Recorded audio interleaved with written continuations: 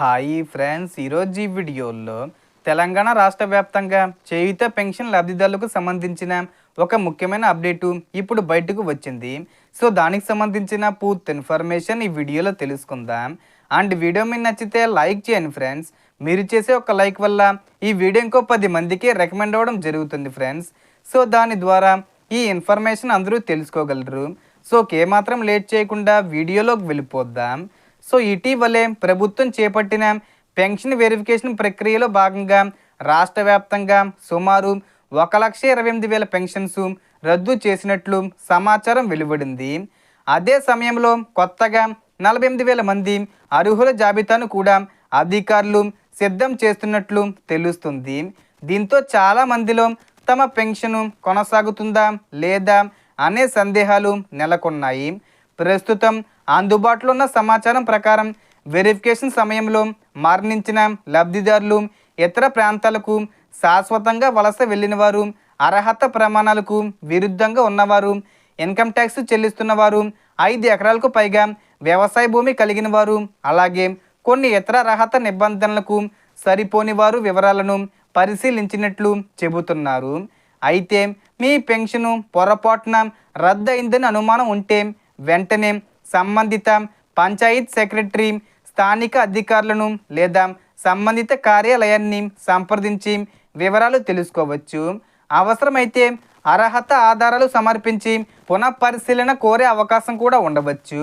మరోవైపు రాష్ట్రంలో కొత్త పెన్షన్స్ కోసం పెద్ద సంఖ్యలో దరఖాస్తులు పెండింగ్లో ఉన్నాయని సమాచారం. ఇప్పటికే సుమారు 2 లక్షల కొత్త పెన్షన్స్ మంజూరు చేసే దిశగా ప్రభుత్వం చర్యలు తీసుకుంటుందని, దరఖాస్తుల పరిశీలన కొనసాగుతుందని చెబుతున్నారు. ముఖ్యంగా విడో పెన్షను, డిజేబిలిటీ పెన్షను మరియు ఇతర అర్హత కేటగిరీలకు చెందిన అభ్యర్థుల వివరాలను అధికారులు పరిశీలిస్తున్నట్లు తెలుస్తుంది. అలాగే ప్రస్తుతం సిద్ధం చేసిన 48,000 మంది కొత్త అర్హుల జాబితాలో ఎక్కువగా వితంతువు మరియు వికలాంగులు ఉన్నట్లు సమాచారం. అలాగే పెన్షన్ల పెంపు 4,000 రూపాయలు, 6,000 రూపాయలకు సంబంధించి చర్చలు జరుగుతూ ఉన్నాయి. 2,016 రూపాయలు ఇచ్చేవారికి 3,000 రూపాయల పెన్షను, అలాగే 4,000 రూపాయలు ఇచ్చేవారికి 5,000 రూపాయలు, ఇలా విడతల వారీగా పెంపు చేసే అవకాశం ఉంది. లేదా ఒకేసారి 4,000 రూపాయలు ప్లస్ 6,000 రూపాయలు కూడా పెంపు చేసి ఇచ్చే అవకాశం ఉంది. ఈ పెంపు మీద అప్డేట్స్ జూలై 10వ తేదీ వచ్చేలోపు అవకాశాలు ఉన్నాయి. ఇక పెన్షన్ డిస్ట్రిబ్యూషన్ విషయానికి వస్తే జూలై నెల పెన్షన్ పంపిణీ సాధారణంగా విలేజ్ వార్డు సెక్రటరీ స్టాఫ్ ఇంటి వద్దకే వచ్చి పెన్షన్ అమౌంట్ అందించే విధానం కొనసాగించవచ్చని తెలుస్తుంది. ఒకవేళ మొదటి రోజు పెన్షన్ పొందలేకపోతే రెండో రోజు అవకాశం ఉండవచ్చు. అలాగే కొంతమంది లబ్ధిదారులకు డైరెక్ట్ బెనిఫిట్ ట్రాన్స్ఫర్ ద్వారా బ్యాంక్ అకౌంట్లోకి నేరుగా పెన్షన్ అమౌంట్ జమ చేసే ప్రక్రియను కూడా ప్రభుత్వం దశల వారీగా అమలు చేయాలని భావిస్తున్నట్లు సమాచారం.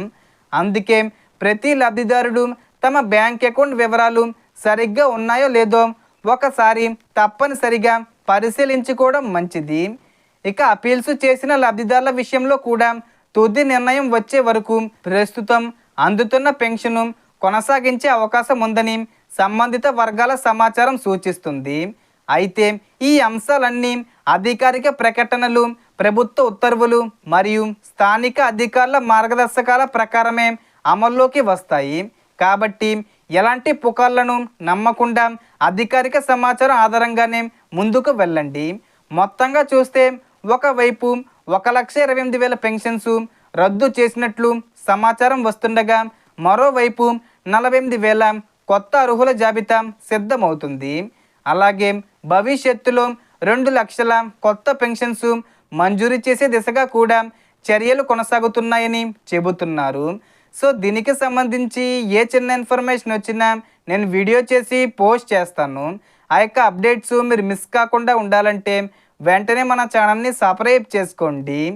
సో ఈ వీడియోలో ఇన్ఫర్మేషన్ ది ఫ్రెండ్స్. మీకు ఈ వీడియో నచ్చితే లైక్ చేయండి, షేర్ చేయండి అండ్ సబ్స్క్రైబ్ చేసుకోండి. Thanks for watching.